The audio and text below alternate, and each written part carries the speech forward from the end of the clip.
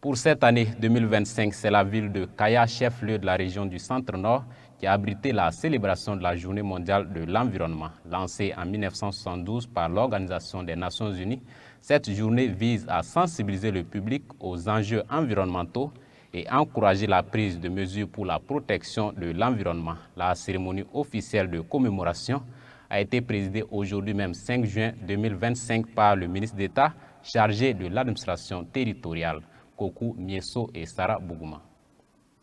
Lutte contre la pollution plastique, c'est le thème retenu pour cette édition 2025 de la Journée mondiale de l'environnement. Depuis 3 jours, la ville hôte a abrité plusieurs activités dans le cadre de cette journée, dont une opération de salubrité, des plantations d'arbres et une foire d'exposition, entre autres. Ce 5 juin marque donc la tenue de la cérémonie officielle en présence de plusieurs autorités, avec en premier chef le ministre en charge de l'administration territoriale et de la mobilité, et Roger Barrot, ministre en charge de l'environnement. Au Burkina Faso, le péril plastique constitue un problème majeur et cette célébration vise véritablement à apporter des solutions novatrices. Face à cette menace, l'inaction n'est plus une option.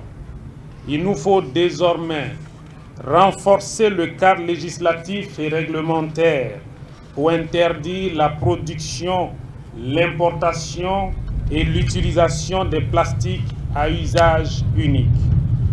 Encourager la recherche et l'innovation pour le développement de matériaux de substitution produits localement et adaptés à notre contexte.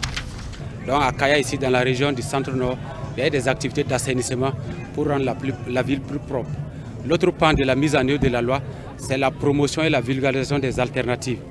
Vous avez vu avec les ministres d'État dans les différents stands qu'il y a des alternatives qui sont disponibles.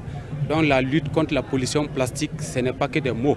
Voilà, c'est sur le terrain, par le nettoyage et également la mise à disposition des alternatives aux emballages plastiques. La Direction générale de la préservation de l'environnement accorde une grande importance à cette journée qu'elle juge indispensable pour lutter efficacement contre la pollution de l'environnement à travers les sachets plastiques. Nous avons voulu quand même mettre un ensemble d'infrastructures au niveau de cette région-là. Il s'agit de l'aménagement au niveau du gouvernorat. On a aménagé avec beaucoup de plantes. Également, on a pu mettre en place 5 jardins botaniques au niveau de 5 établissements qui pourront servir un lieu d'apprentissage au niveau des élèves et qui pourront construire également des zones de séquestration de gaz carbonique pour véritablement adoucir un peu la température. En outre, cette célébration a été marquée par une foire d'exposition pour les acteurs du domaine. Du matériel symbolique composé de poubelles, de balais, de raclettes, entre autres, ont été remis à certaines associations pour leur aider dans leurs activités d'assainissement de la ville. Un club écologique des élèves a également été mis en place, allant toujours dans le sens du développement d'un cadre de vie sain.